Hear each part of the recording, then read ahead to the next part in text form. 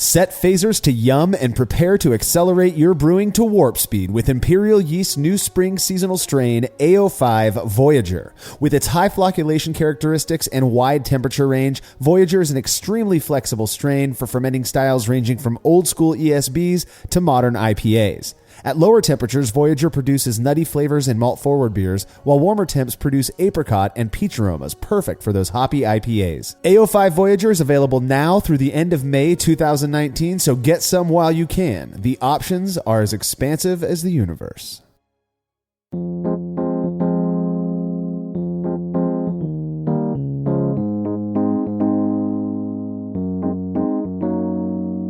One of the major parts of the beer making process is boiling the wort, which serves myriad purposes, including coagulation of proteins, isomerization of alpha acids, and driving off the DMS precursor to avoid corny off flavors. For most brewers, this step goes unquestioned. It's just considered a necessary part of the process. But is it really? You're listening to the Brewlosophy Podcast. I'm your host, Marshall Schott, and on this episode, I'm joined by contributor Matt Del Fiacco to chat not only about the purpose of boiling, but what can happen if you don't. Yeah, so this is, normally we start these podcasts and I talk about how, I was really excited about a topic and I kind of had a background in it and I knew things about it. This one, though, I got nothing for in terms of, what I thought was going to happen, because boiling is such a it's a step in the process that is interwoven with everything else to such a strong degree. Yeah. That it'd be what would happen if you don't mash? You know what I mean? It's one of those things that is, you just don't have beer and that's that. Yeah. That's the end. What do you mean? That's the end of the process. So going into this one, I wasn't super enthused about it because I honestly just didn't have a reason to question it. Well, I never had a reason to think about it. Yeah. But the further you go down this rabbit hole, the more and more sense you're like, man, I am privileged that I have this stainless steel kettle that I can just say, hey, be at 156 degrees Fahrenheit, and it does it. That's just... Well, correct me if I'm wrong, Matt, but as far as I remember, the original inspiration for the no boil experiment that we're going to be talking about later was sort of in part, at least, inspired by the rise in these countertop brewing machines that often will, as far as I've never used one myself, but I've had beers from them. They basically will hold the wort at just under boiling temps, something like 200 to 210 degrees, but it doesn't actually reach a boil.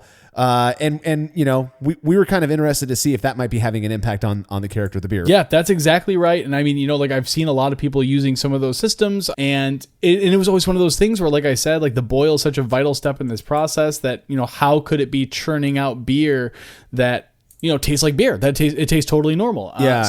Well, I have no interest in not boiling my wort. I would be lying if I said I wasn't interested in the variable as well. Not just because I'm curious like a cat, but my friends call me Whiskers. But I've had some pretty bad beer made. I mean, I've had bad beer made from on any system, but some of them made on these countertop systems, and I was just interested to see if this might. I've had some bad beer made from boiled systems. I agree. So, but I was definitely curious to see if perhaps it was this lack of a boil, if that might kind of provide some sort of an explanation. So, well, hey, if you appreciate what we're doing here and you want to help us out, consider becoming a patron of Brewlosophy by making a monthly pledge at patreon.com/Brewlosophy. In return, you're going to receive rewards like unpublished contributor recipes, unique discounts at YakimaValleyHops.com, and an invite to a monthly live Q&A session with someone in the brewing world. Coming up next month, or later on this month, is the wild and crazy Randy Mosher, lauded author of Radical Brewing and many other great books. All past sessions with folks like John Palmer, Michael Tonsmeyer, Vinny Chilurzo, they're all available on our private Facebook page, so new patrons can go back and view those whenever they like. Learn more. Old patrons can as well, of course, but you can learn more over at patreon.com/Brewlosophy. And if you wouldn't mind using the links found at brewlosophy.com/support when shopping online, that helps us out a ton. All right, feedback this week is brought to you by Brewers Hardware, who offer brewers a whole host of rad stainless equipment like the turnkey BH15 Pilot brewing system, which has a hard plumb manifold to eliminate all hosing changes during the brew process. Brewers Hardware is also, they have a ton of unique purpose-built products useful to both professionals and homebrewers. Go see for yourself at brewershardware.com, and don't forget to mention Brewlosophy at checkout to receive a free gift. That's brewershardware.com. Okay, so back on March 20th, an article was published on the website Nature titled "Scientists Rise Up Against Statistical Significance." Unsurprisingly, given the nature of what it is we do here at Brulosophy, I have been contacted by no fewer than 50 people since the article dropped. And while we don't have time to get into all of the fun little details that we gleaned from that article in this episode, suffice to say we loved it. At least I did. Matt, I'm pretty sure you were a fan of it as well. I did. I really loved it. This is... So I use the p-value and statistical analysis in like my day-to-day work as like a qualitative researcher, and it's becoming really relevant, and it's incredible to think about like the ways in which we are discussing the lens through which we understand things to be true. Yeah, it is interesting. I really loved this one, and I think the thing I loved most about it is I really want to like get drinks with the authors. Yeah, I want them to be my friends. That's my favorite thing about it. They were super cool. Like the whole writing style, the whole tone, the whole ethos. Which ultimately, like I think in this article as I was reading through it, the conclusion isn't necessarily. Statistics are totally false and bullshit or anything like that. Yeah. It's more so about like being mindful about the ways in which you interpret and report statistics. Absolutely. And it was great. I highly recommend it. It's not too technical. It's great. It's a great article. No, it's great. Yeah. So, well, I agree with you. There's a lot that I pulled from this. They're definitely not in the camp saying, what it came across to me as, and the reason we're using this for feedback is I'm dead serious. I could go and count. I should have put all of the recommendations for me to read this article that I received via email into a folder just to show people. It was a ton of people. And so I wanted to address it. The beauty of that article was that they weren't saying the extreme version of, oh my God, the p-value is crap. You shouldn't be, and basically what they were saying, well, here's a quote that from the article. There's a lot of good quotes, but this is one of the ones that really resonated with me. We're not calling for a ban on p-values, nor are we saying they cannot be used as a decision criterion in certain specialized applications, such as determining whether a manufacturing process meets some quality control standard, or if changing a variable in the brewing process leads to perceptible differences. I added that bit in there. That part's not in there for everyone's reference. And we're also not advocating for an anything goes situation in which weak evidence suddenly becomes credible. Rather, and in line with many others over the decades, we're calling for a stop to the use of p-values in the conventional dichotomous way to decide whether a result refutes or supports a scientific hypothesis. Absolutely. And I actually, just to like tack onto that, this is actually the next paragraph. Serendipitously, I was looking at that same section because it's a great summary of what they're arguing for. It really is, yeah. And they say the trouble is human and cognitive more than it is statistical. Absolutely. Bucketing a result into statistically significant and statistically non-significant, which, again, this part's not in the article, very different from insignificant. Don't make that mistake. They also make that argument in this article that insignificant and not significant are very different. But makes people think that the items assigned in that way are categorically different. And I really like that, like as someone who does qualitative research, because it's hard to apply the macro statistical analysis to the micro, because the micro, the individual, doesn't care about the statistics because the statistics are made up of the collection, right? Yeah. Like it's hard to say one person's experience is going to, because of statistics, relate to everyone else's experience. But that's also fundamentally how statistics work. So it's like it's a weird thing to walk, but effectively the argument they're making, and this is maybe the more relevant point I'm trying to make, is that they argue against the dichotomous use of the p-value, which is significant or not significant. Yeah, well, I'm entirely of the opinion for our purposes, and I do not, we're spending a little bit more time on this section now than we typically do, but hey, it's relevant. It's a long article too. Yeah, it is. It's a long one. But for our purposes, I really am of the opinion, seeing that it is just freaking beer, that p-values are a really nice way, a very simple and clean way to indicate whether certain variables really make much of a difference or not. But being that it is just beer, if you feel like shifting that p-value, that threshold, we go with the standard 0.05, fine. But if you feel like shifting it to 0.1 or 0.01, to make it more or less conservative, by all means do it. This is just beer.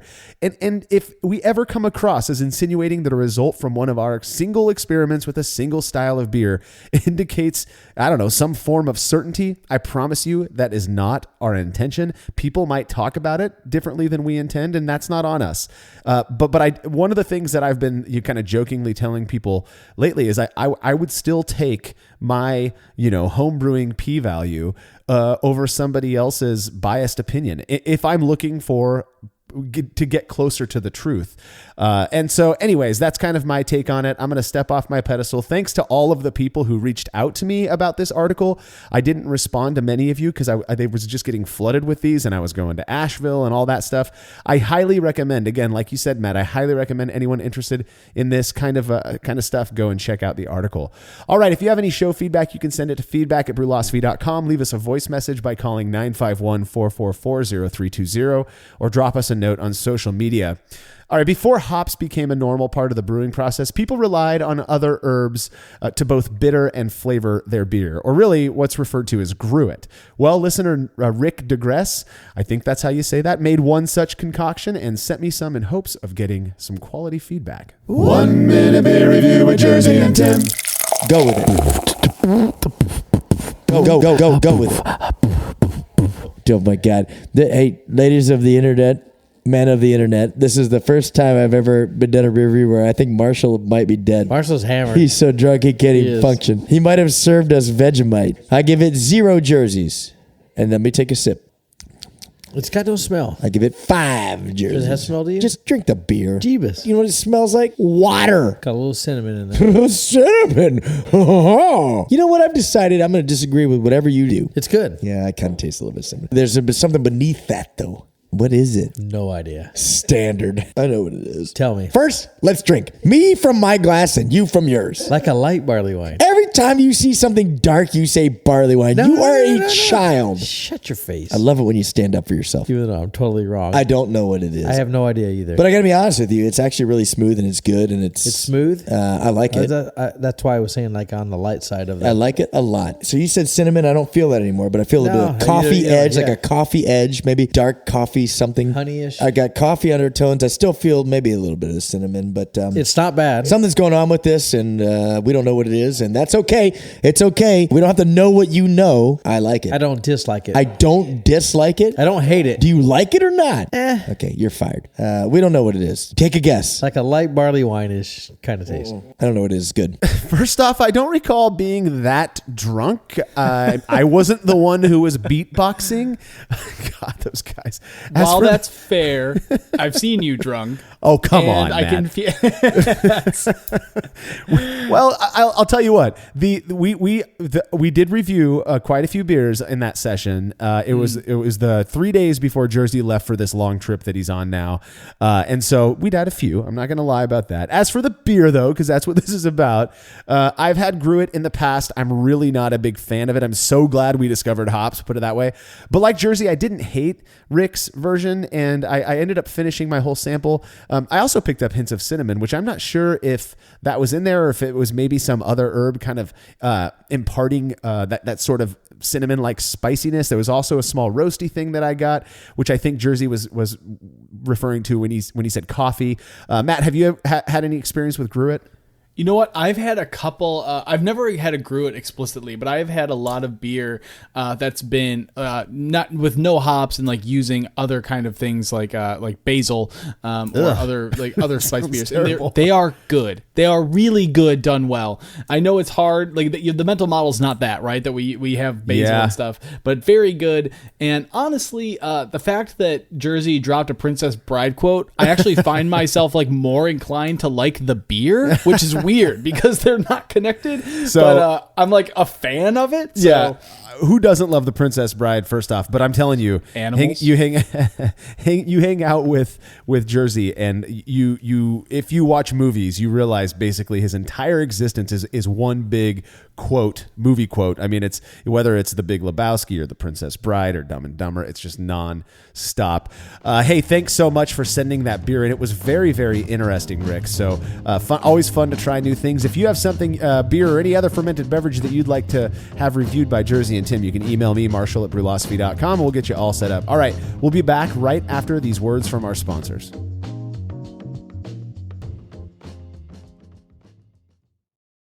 So I've been hanging out with brewers and craft beer nerds for a long time now, and while we do occasionally have our differences, one thing it seems we all share is a love of learning and trying new things, as well as saving a couple of bucks. Well, right now, Craft Beer and Brewing is helping fans of Brewlosophy learn more while saving some coin by offering 20% off the price of a subscription to their awesome magazine. Chock full of brewing insights, tips, and recipes from industry experts, Craft Beer and Brewing is seriously great. I read every issue page to page myself. To get 20% off your subscription, all you have to do is sign up at beerandbrewing.com/brewlosophy.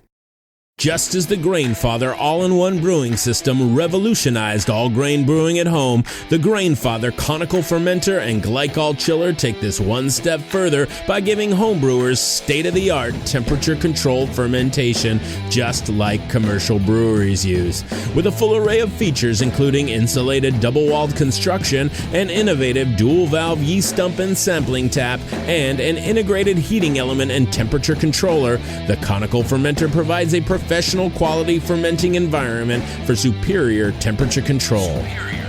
With the ability to individually power and control the temperature of up to 4 Grainfather conical fermenters, each with their own fermenting schedule, the Grainfather Glycol Chiller is the perfect addition to ensure superior fermenting results. And for a limited time, you can save 10% on your order by going to Grainfather.com and entering coupon code NZB during checkout. Once again, enter coupon code NZB when you order the Grainfather conical fermenter or Glycol Chiller at Grainfather.com. Once again, that's Grainfather.com.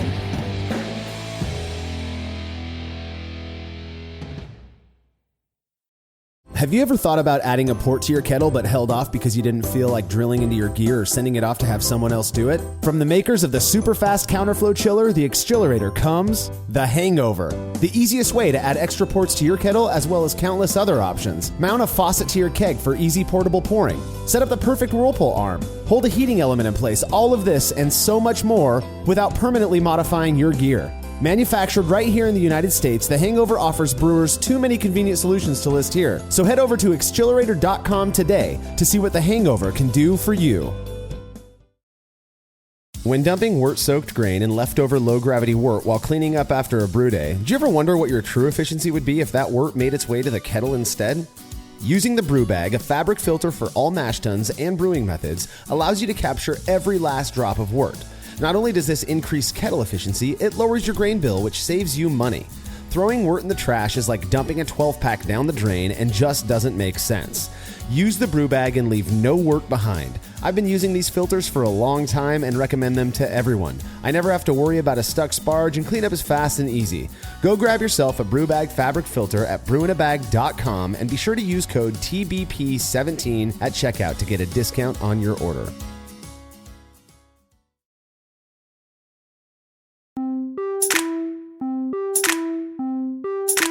I have to imagine that most brewers don't even think about whether or not they're going to boil their wort. It's just a normal part of the brew day. Let's spend some time talking about really what boiling does. Yeah, absolutely. I mean, boiling has a couple kind of primary components that we see it as, right? First is the evaporation of water. Right, so that as you know, like as the water boils off, the wort becomes more concentrated, and you ultimately have like a more just a higher sugar content, so that the yeast can convert that to alcohol, and then it's going to be higher alcohol. So that's the first one.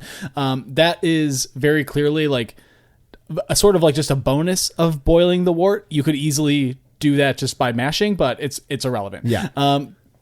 But one of the big ones that people talk about, I think there's like three. There's three that are like the biggest of the big. Yeah. The first is pasteurization.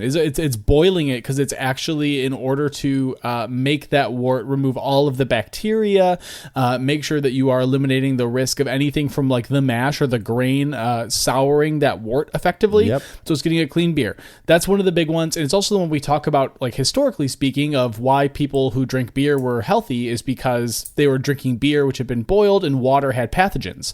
So that was a big one. Second big reason, the isomerization of alpha acids. Like you need to hit those temperatures in order to convert you need to convert alpha acids in hops into isoalpha acids, which provide bitterness into beer. Right. So that's another big one, totally needed. Well, and that one, that's a big one in terms of the amount of time that we boil as well. There's Absolutely. a lot of talk about 60 to 90 minutes, and a big reason for that was if you're going to boil, and this is we wonder where certain methods today kind of how they developed, where they came from. If I'm making a lager with a 2.8% alpha acid noble hop, then I'm either going to have to throw a ton in order to get the bitterness that I want, or I can throw fewer hops in, and just boil a little bit longer. Yep, absolutely. And that's a big reason that we boil is determined by that. Yeah. There's of course the boil off of the DMS precursor. So like that cooked corn flavor that you supposedly get when you, if you don't boil, or if you don't boil for long enough, or if you use a Pilsner malt and don't boil for 90 minutes, you're going to get like a cooked corn flavor, right? The boiling off that DMS precursor. Yeah, a lot of people will describe the DMS thing as canned corn, creamed corn, cooked corn. My experience with a flavor standard with DMS is that it's more like warm ketchup is kind of the smell that I get. Really? I've never heard that before. That's actually a really interesting. Yeah, I did not know that. Malcolm and I were talking about this on a show recently as well. That's actually not a bad descriptor apparently, because of what it is that dimethyl sulfide. So anyways, that's how I perceive it. Some people still get cooked corn. But yeah, one of the reasons we boil is to drive off the precursor, the SMM, which then gets converted to DMS. So. Absolutely. And the last one I want to mention, beside there's a kind of like two more I want to mention. The first is the coagulation of proteins. So all of the proteins that we want to settle out of the wort, like as we boil it, that hop break effectively, right? That you ultimately are going to help these proteins curdle, coagulate, and set that because they're less soluble and they have gathered together, they're able to settle out of the solution. Now those proteins are like ultimately what becomes the trub. Some say they contain like a lot of the heavy metals that are contributed by the grain, so that they contribute to staling for that reason. Yeah. And ultimately, there's a lot of reasons behind that, but you want to coagulate those proteins and help them settle out. Otherwise, like your beer can go stale faster. And then the second big one is obviously the denaturing of enzymes that continue to break down starches. So obviously, like once you hit a certain point, and that's another reason we actually do the mash out, right? At like 168 degrees Fahrenheit, is in order to homogenize the mash, in order to make sure that the whole thing is you've denatured those enzymes. You're going to stop the conversion of those those starches and sugars and all that stuff. And you will have like a more consistent profile. You'll have something that's more, because if you let it continue to do that conversion, you can, in theory, get a drier beer because of that. Yeah. Because you've broken down all those starches and proteins, and they're going to be fermented out. Yeah, right. And I just want to say that you might be the only person I know who says denatured and not denatured, which is awesome. I'm just going to keep saying it now that I have to commit. So you're on it now. One of the other things that I've thought about as well in terms of the coagulation of proteins aspect of boiling, there's a lot of talk. Now, we've done some experiments that seem to kind of call this claim into question, but when you get that hop break and then you can rack clear wort to your fermenter, and of course clear wort means clearer beer. I'm not necessarily convinced anymore that that's the case, but that is another reason for boiling.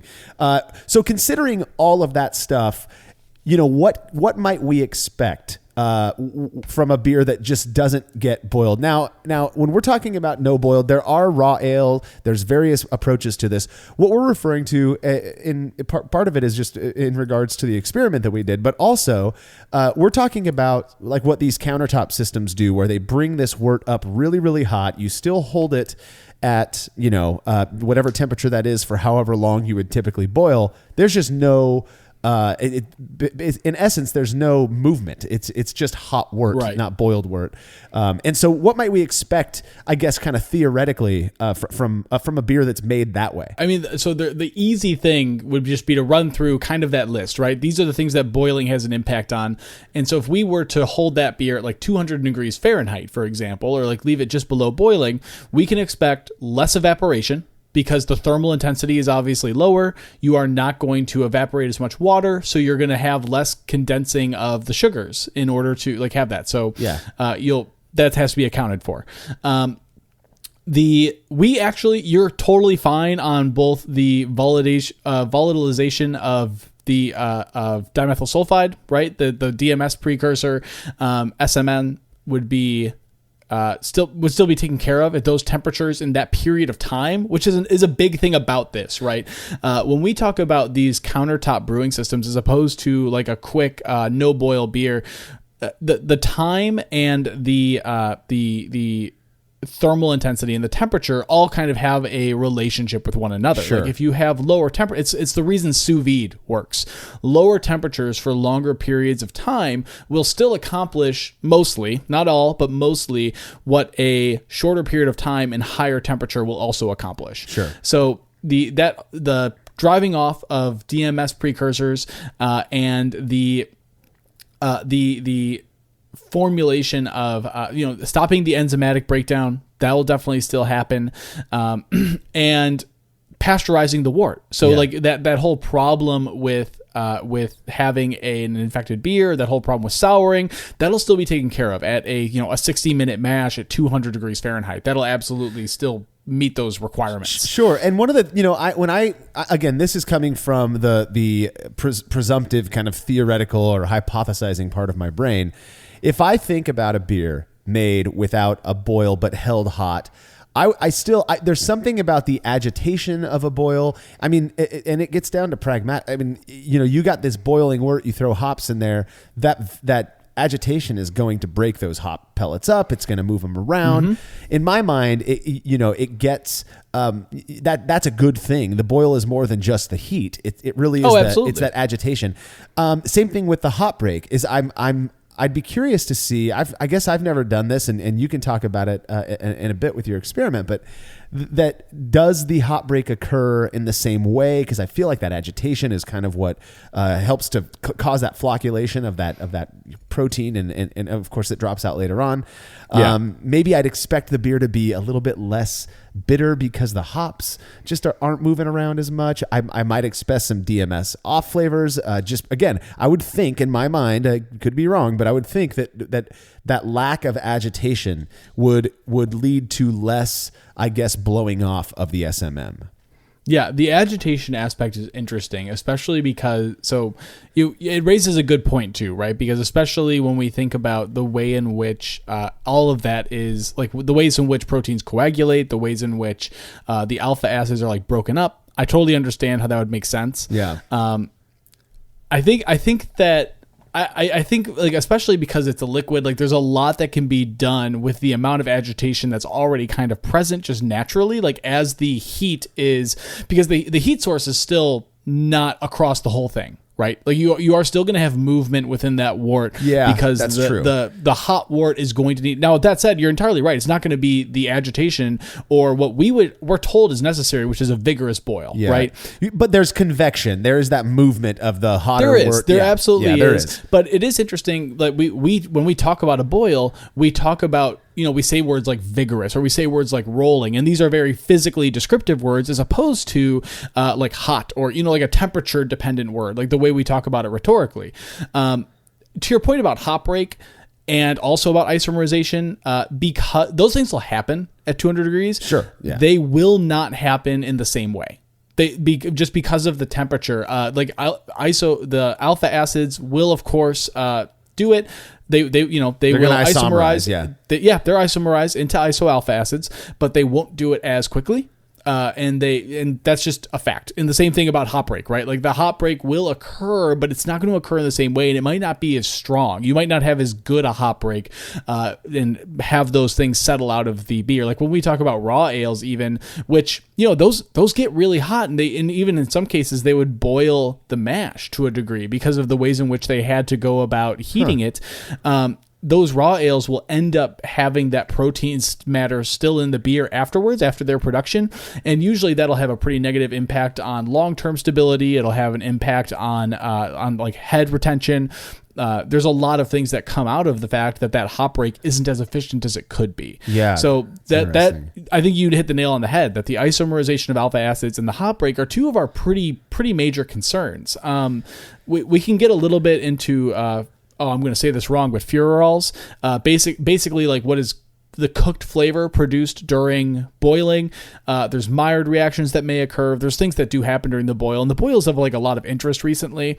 But for our purposes, when we talk about these countertop brewing things, the alpha acids aren't going to isomerize as much as rapidly. The hop break isn't going to necessarily be the same as it would in a boiled beer.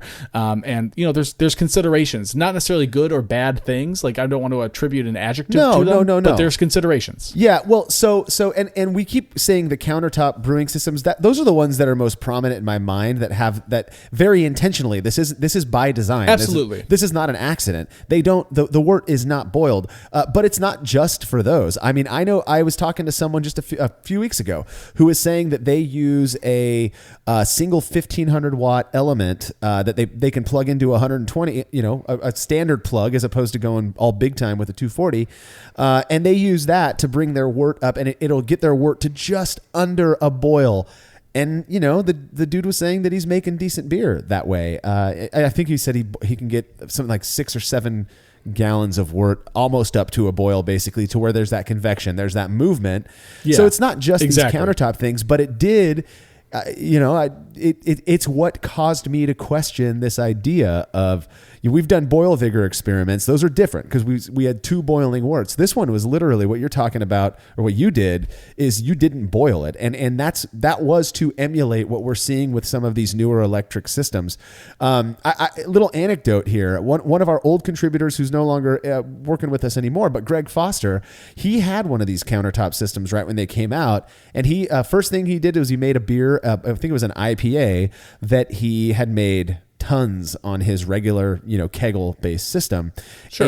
And I think he made 2 or 3 batches of it, just trying to tweak it. And he could not get the hop character out of this beer made on this countertop system that he does when he does it, brews on his normal system. And that was interesting. Yeah, I know. And that was kind of the itch that made me really curious in this variable is, what could be, he presumed that the reason for that was because of the lack of agitation from the boil, breaking up those hop pellets, even though he said, when he'd clean up, looked like a normal, trube at the bottom of the kettle or whatever they use to boil in. I'm not sure. Like, that's a tough one, especially because like when we talk about historical ales that weren't necessarily boiled in the traditional sense, but were made at really higher temperatures. So at least mash temperatures, and when I say raw ale, like that's kind of a weird, it's not like a super defined term. It doesn't just mean totally not boiled and that's a raw ale and it's fine. There's some things that, there's some give and take in that territory. It probably it means it smells like patchouli and doesn't shave its armpits. That's exactly what it means. That's new brulosophy definition. Yeah. But yeah, so I mean, and that's the thing is like, I don't see a lot of IPAs that have been falling into that category. I don't think that the IPA was something that was like really a prominent style or during the time that we would see this traditionally being done in something like a Berliner Weiss or something like a Norwegian farmhouse ale. Right. Or obviously like most of the ales in England for a long time were not boiled because boiling requires a metal vessel effectively, and we had big wood oak vats, right? And so we dropped boiling stones into it to get to temperatures, and that was all you did, right? And it's all you could do. So it was a long time before metal was introduced in, or at least metal containers, metal vessels big enough to boil in were introduced into the brewing process, and especially ones that were affordable for like the working class and affordable for like breweries to operate, as opposed to like a small collection that someone in the aristocracy might have. Yeah. So right. as far as like the IPAs go, I'm really curious about that. And now I'm looking at the experiment that we did, the no boil experiment, and I would actually think it'd be interesting to try this again with an IPA and see if there is a difference, like based on agitation or some other way to see about the impact of agitation on the boil. I think that's an interesting concept. Yeah, right. You and I were talking prior to starting this show, and you had mentioned something about a Scottish brewery in terms of no boil that was pretty interesting. Oh yeah, no. So I talk about Traquair House Brewery a lot on this podcast, and that is because they are my favorite brewery, as people on this podcast would know. So during when I went there during my honeymoon a couple of years ago, they have a library in Traquair House that's like kind of open to people. It's just you're allowed to like pull these books off the shelf and kind of look through them and flip through. And I was reading a recipe for a historic malt beer, effectively, right, from the early 1800s, and in that they boiled the mash, as opposed, and that's how they did it, right? They boiled the mash, and there was no boiling after that point in time, right? And so when I read that, it was really it kind of set off this thing in my head as we're going through and looking at pre 18th, 19th century brewing, and what actually occurred, because like boiling was such a fundamental part of the process. Right. And so when we look at some of the historical examples of how beer was produced, it was really never boiled, like prior to, like after the mash. It was really just fermented after that. And, Lars has, we've talked about Lars before. That's Lars blog over, and he does a lot of work with Norwegian farmhouse ales.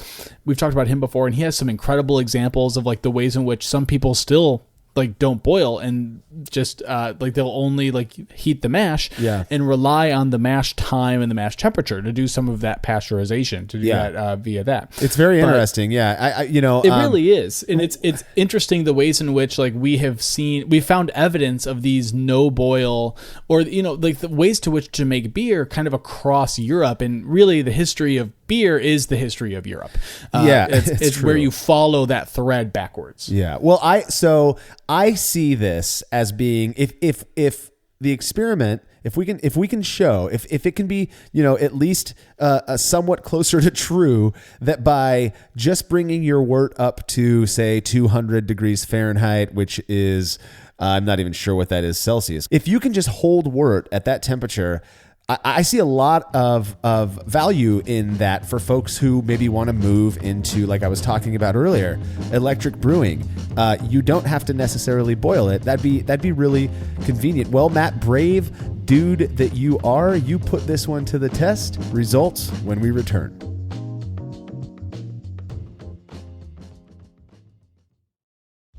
Hi, I'm Stephen Leach, creator of Brow Supply Brewing Systems, here to tell you about our latest Unibrow brewing system. Modeled after the brew-in-a-bag method, the Unibrow uses the same kettle for both mashing and boiling, replacing the fabric bag with a stainless basket that can hold up to 20 pounds of grain. A heating element is run by an electric controller that allows for the maintenance of specific mash temperatures and makes mashing easier than ever. Each Unibrow is shipped with a counterflow chiller and the parts required to brew a batch of beer. We're really proud of the Unibrow, and we know you'll love it as much as we do. Go check it out at browsupply.com and sign up for our email list to receive special deals in your inbox.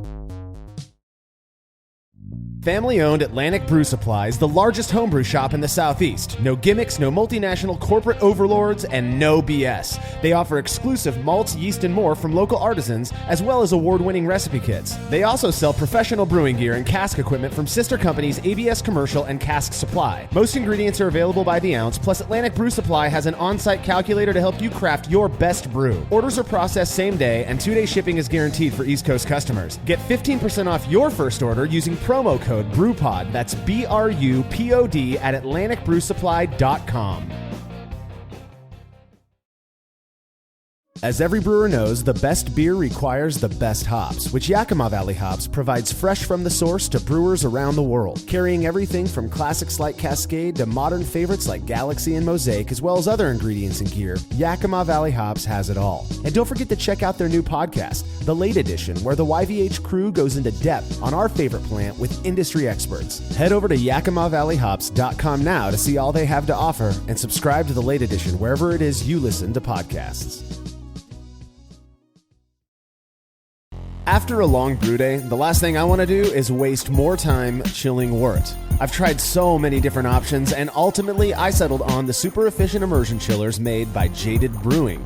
With the King Cobra and Hydra, I'm able to chill my entire batch of wort from boiling to just a few degrees above groundwater temperature in as little as 6 minutes.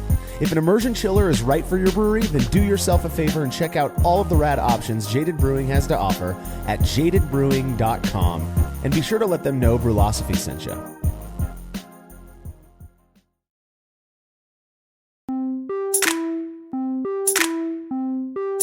So we just spent some time talking about all that we might expect to go wrong by skipping the boil step. But Matt, you actually tested this one out to see for yourself. Yeah, I did. After I was looking through those materials, after talking a little bit about the countertop brewing systems, this was definitely one that I wanted to see what the impact was, especially because I also use the Unibrew system, which, if I can get away with it, I like to use a single 1600 watt element. And that can definitely be slow to raise to temperatures at times. It can definitely be like it's questionable how vigorous that boil is based on the boil volume. I've got some additional elements just in case, but I wanted to see like if that was ultimately something that was going to make a huge difference, based on this 200 degree experiment. So what we did was we made an experiment in which we held one beer at 200 degrees Fahrenheit or 93 degrees C for 60 minutes. The other one was boiled for that same 60 minutes during that whole time. Now, for this experiment, similar to the way I kind of mentioned that the work at Traquair House inspired sort of this train of thought about, boiling the mash and not boiling the beer and all of that, I ended up making a Scottish Heavy. And I do want to draw the early distinction that a Scottish Heavy and a wee heavy are not the same thing. Right. A wee heavy is higher in alcohol. It's usually like when you think of Scottish Heavy, you're probably thinking of wee heavy. A Scottish Heavy is a much lower in alcohol, lower in IBUs. Like we're thinking about 4% would be mid to upper range for that style. Yeah. Very easy drinking beer, great style. I think the term would be a 70 shilling in the old guidelines. Yeah. But we ended up going with the Scottish Heavy for that reason. It was 90% of a Maris Otter Pro Pinot blend from Muttons, which is their obviously Maris Otter and then a pale ale blend. About 4% Munich 1 from Weyermann, about 4% roasted barley, which was a little much for this. Ultimately, I think I want to dial that back in the recipe. And then about 2% medium crystal. So we went through, we mashed these beers to the same temperature, 154 degrees Fahrenheit or 67 C. And after, they had the exact same mash pH of 5.3. And after that mash rest, I set the controllers for one of them. I kept it on mash mode and set it for 200 degrees Fahrenheit. The other one, I set to boil mode and I let it start rising. And you can actually see in some of the pictures on the site, like there's definitely some collection of proteins happening even in the 200 degree Fahrenheit batch. There really was. That was surprising to me when I saw those photos too. Though I guess I shouldn't say surprising. I didn't expect it to be as noticeable as it was. I think the way in which we think about our boil, we're used to that agitation that you mentioned previously. I think this would probably be fairly standard for most, if it wasn't boiling, if there wasn't that agitation to break up and collect that hop break or collect that surface material. Yeah. I think that would be the thing. But I agree, like it was definitely surprising to me that it was getting as collected as it was given the temperature. I actually kind of expected it not to do anything. Yeah. Because I hadn't done much research prior to this on, what temperatures this all was occurring at. Yeah. So it definitely caught me off guard as well. So this one was something that I thought was interesting. You eat both of these batches got a single dose of East Kent Goldings. That was all they were hopped with, so not much. But what you did is you started your timer on as soon as that one batch hit 200 degrees Fahrenheit. You start your timer. As soon as the other one starts boiling, you start that timer. And then 15 minutes in, you add the single dose and leave them in for 45 minutes before chilling the wort. Yes, that's exactly right. And that was just so that we kind of kept them at their respective temperatures for a consistent amount of time. Yeah, right. We wanted to kind of replicate the fact that like, okay, this is at its intended temperature, so we can go ahead and move forward. And then like the other one, of course, like was also at those temperatures during that time, but that would be really non-standard because we don't start our timers as homebrewers typically when the wort's not boiling. Right. Usually it's that visual representation of agitation and that visual representation of the boil that we go down. Yeah. So after those were both run through the counterflow chiller, put into the fermenters, I took the gravity samples, and kind of as expected, the left beer, the no boil beer, was at 1035 for its OG. Appropriate for the style, but pretty far under what I was aiming for. The boil batch had obviously condensed a bit more and was at a OG of 1040, so about 0.005 more. Yeah, and we often talk about slight differences in OG as being potentially just, part of the unpredictability of brewing and likely not. This is, in my mind, almost certainly a function of the variable. This was, and people would come back and say, hey, you should have. Well, of course, if people taste a difference in these, it's because they started at a different OG. But that's also a function of the variable. You're not going to condense as much. The wort's not going to get as condensed if you're not boiling the wort. And so we viewed that as being more a part of what it was that we were testing. Yeah, in this instance, for sure. It's definitely one that we would look at and say that this was a function of the variable. Obviously, we could still get in and say, oh, well, there's a difference now, so we should have either diluted one of them, or but then the isomerization would be different on the batches, right? So there's a couple things that would scale out of that attempt, which the reason we tend to leave it is because it is a function of the variable. Yeah. And this one, I can get the arguments either way. I'm actually wildly skeptical that anyone could tell the difference between a 1035 versus 1040 beer anyways. Wildly skeptical over here as well. Have to test that. I have my skepticism. Yeah. But that was definitely a difference that had occurred. And so if you are the person who wants to dismiss this based on that, by all means. Yeah. But I definitely see this as a function of the variable. Yeah, likewise. So you get these worts racked to your fermentation vessels. You fermented these with, I believe it was Y yeast 1728, right? They're Scottish ale yeast. Yes, yeah. This is the McEwen strain. It is when you see a Scottish ale yeast, this is almost always what you're seeing. It's a great yeast. I have it kind of as a house yeast. Like I always have kind of some on hand. And I fermented a little. I tend to ferment it a little, just a little cooler. Usually around like 60 degrees Fahrenheit. That's interesting. Yeah, I've used, so purportedly that's the same source as the Imperial Yeast Tartan.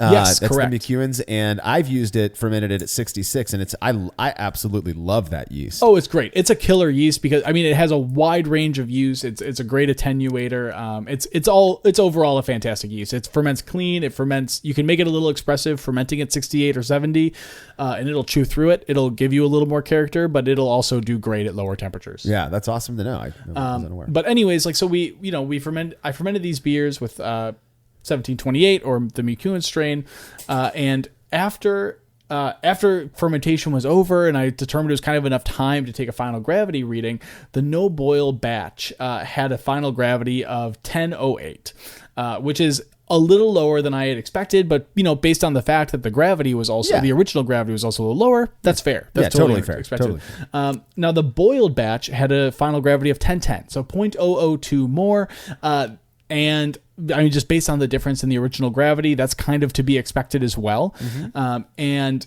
that's closer to where I would have expected this batch to be. Is about 1010.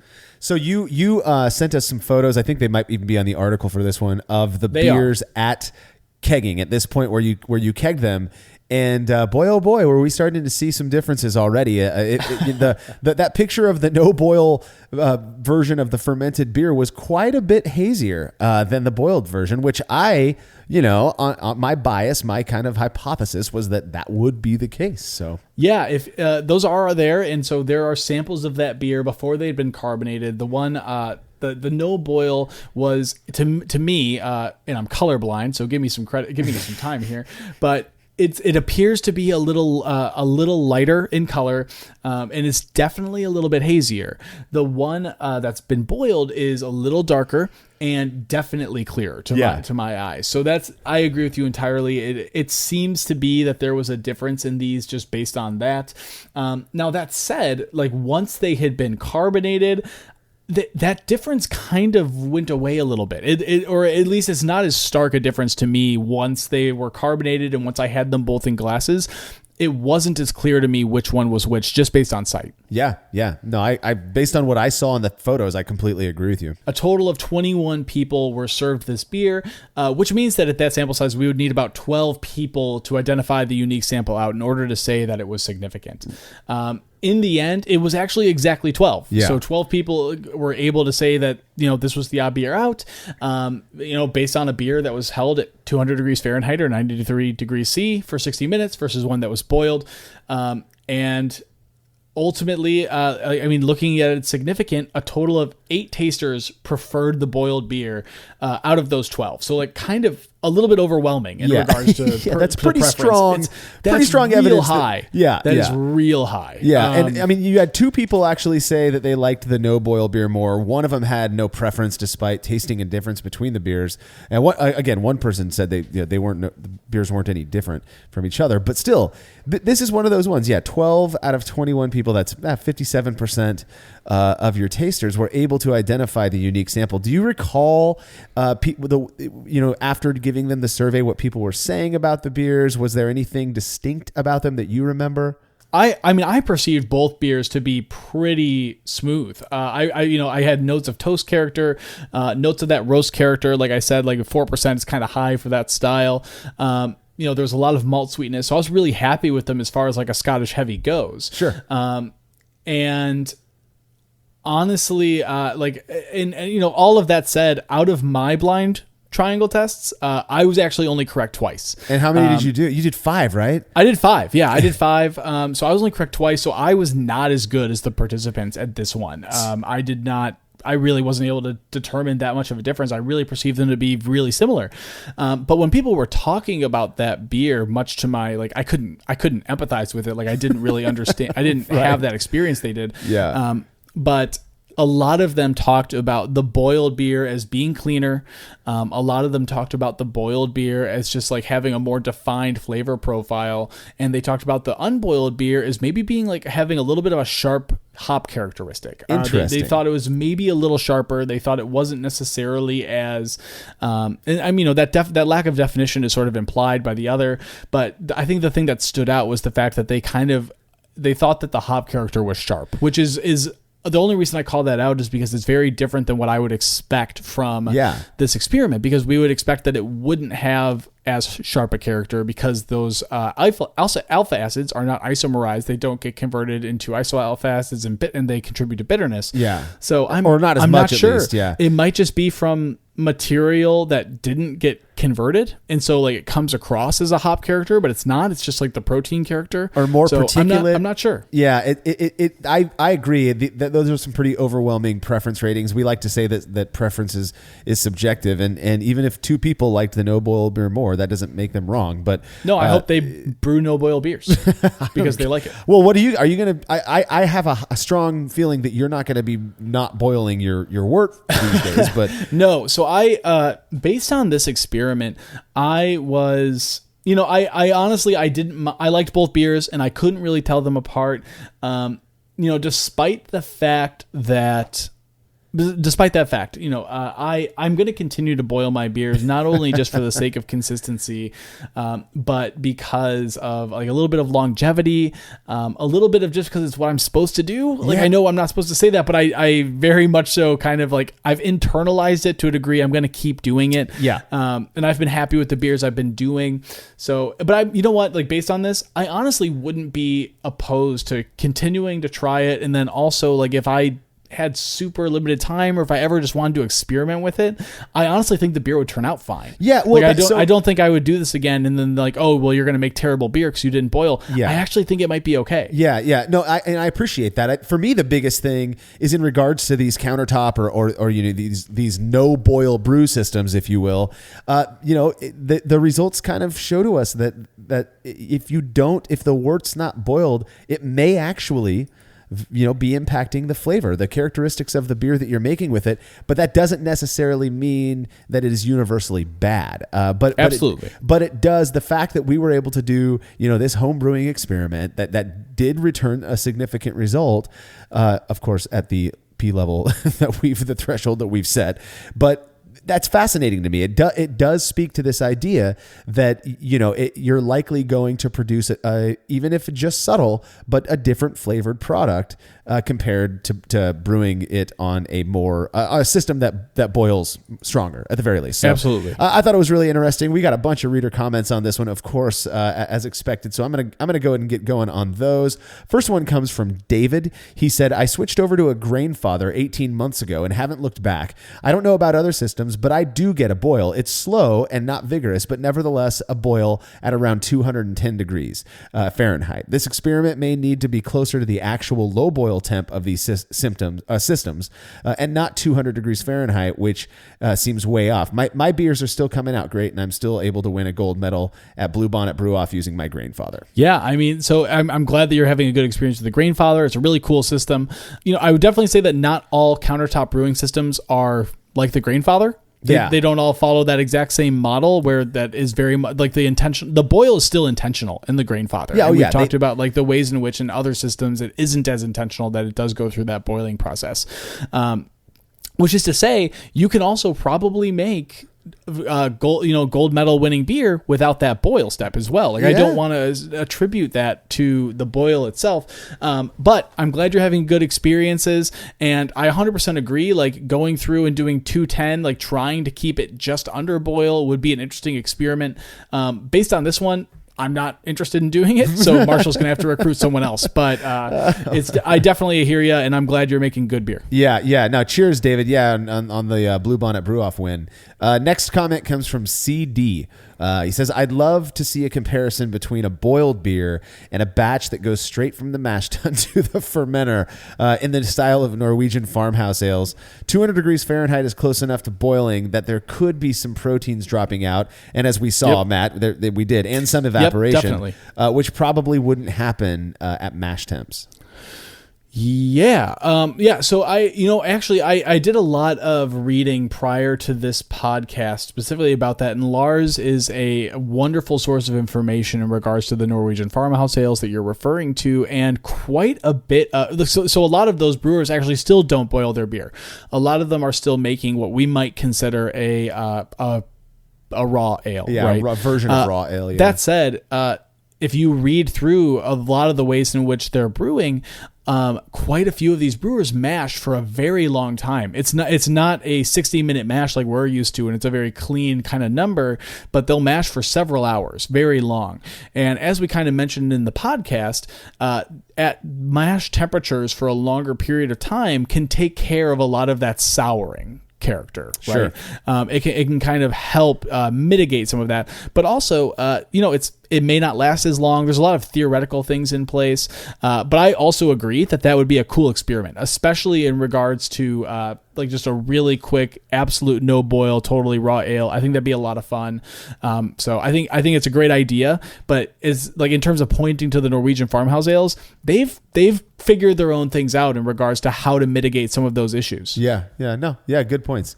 The next comment comes from Kevin. This is a good one, I think. And we've got, for those who forget, Jake Houlihan, our contributor, lives up in Denver. And Kevin's comment kind of has to do, is relatable by him. Those of us who live at high those of us who live at high altitude reach boiling at around 200 degrees Fahrenheit. Could this mean that our boils will never be as effective as those at sea level? In other words, is the point to hold the wort at a certain temperature for a time, or to have the rolling action of the boil, or both? That's really interesting, and it's. I'm glad that actually you brought that up, because it brings up, Marshall, your point about the agitation. That it's to what degree does the agitation play a role in the boil, and I think that role is probably somewhat significant. That it, not just like standard convection, but that as it's actually being like that movement's probably significant. Yeah. Now that said, I don't want to say that your boil's not going to be as effective. Because I think there's a lot of layers to it. I think it has to do with time. I think it has to do with like what's in the beer.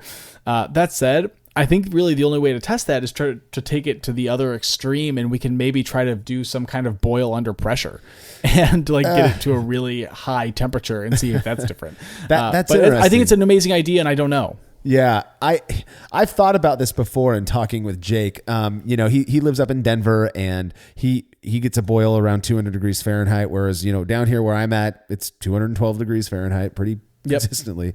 Does the temperature have some sort of an impact? And we were talking about how we were kind of just brainstorming a while back on how we could do a test where, he compared a 200 degree Fahrenheit boil to a 212 degree Fahrenheit boil. It would pretty much be impossible unless there were two of him with two identical systems. Right. Systems. Living at different altitudes, different elevations. But it is. I mean, I've had a lot of Jake's beers, and they're pretty bad. So that's he makes great beer. They taste like good beer. So I struggle to think that there's anything necessarily detrimental or maybe even different about boiling at high altitude compared to boiling at sea level. We're going to need to think more about how to test that one and think through a test plan, because I do think it's a good idea. Yeah, it's a really interesting idea. It's to the point that we have talked about it many times before. So, well, our friend Dan Pixley of Milk the Funk fame, he left a nice comment saying, regarding DMS, it will volatilize off readily at temperatures between 50 to 100 degrees Celsius. A vigorous boil is not necessary to boil it off. Yeah, that the whole DMS argument seems to be, I think, rooted probably in the quality of our ingredients a little bit. Because some of the work you've done in the past, Marshall, not boiling Pilsner malt as long and getting that lab tested and hasn't represented DMS, right? None. I mean, and the, 50, for reference for people, 50 degrees C is 122 degrees Fahrenheit, which is very low. Yeah. And obviously then, 212 Fahrenheit for boil temperatures. And that's been my experience as well. I've actually not really experienced DMS, and I've been hearing some really interesting research specifically around DMS, because in some styles DMS is desirable. Desirable is a strong word. I would say in some. How about stylistically appropriate? Yeah, there is you that go. Better for you? Okay, great. Yeah. So for some it's appropriate in some styles and desirable by some. There's the boil, of course, but the yeast plays a role in the formation of DMS.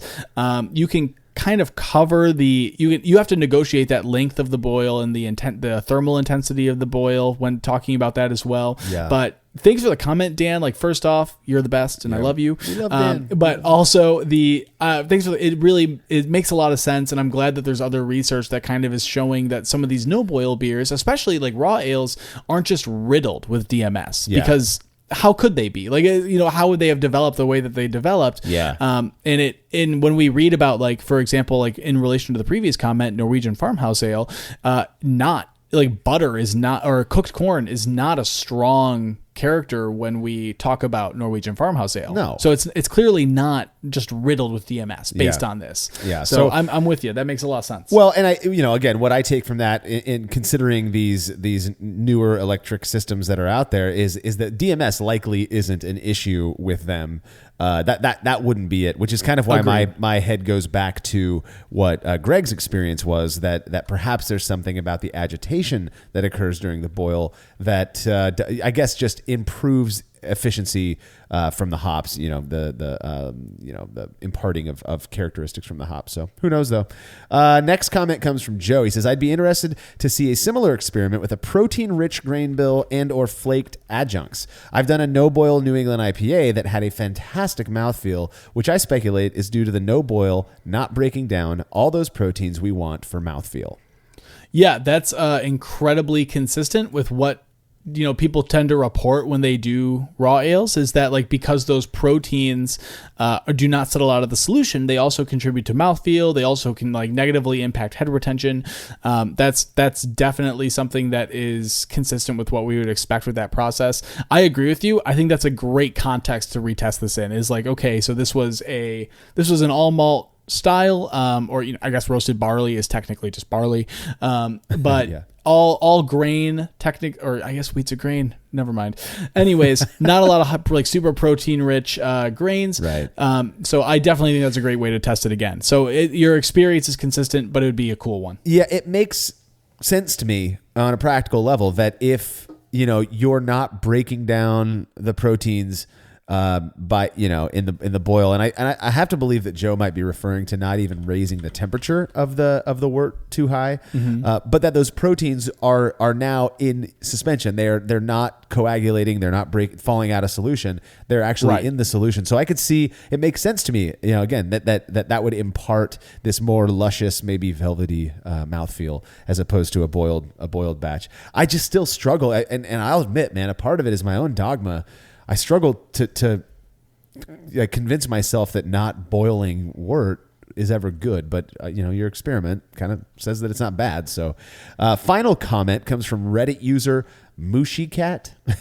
I'm one of those with a system that struggles to get a rolling boil, so I appreciate this experiment, looking at what differences I might have to worry about. But I do have a stats question. You mentioned that you needed an N of 12 for a significant result. So 12 people to get it right out of the 21, was it?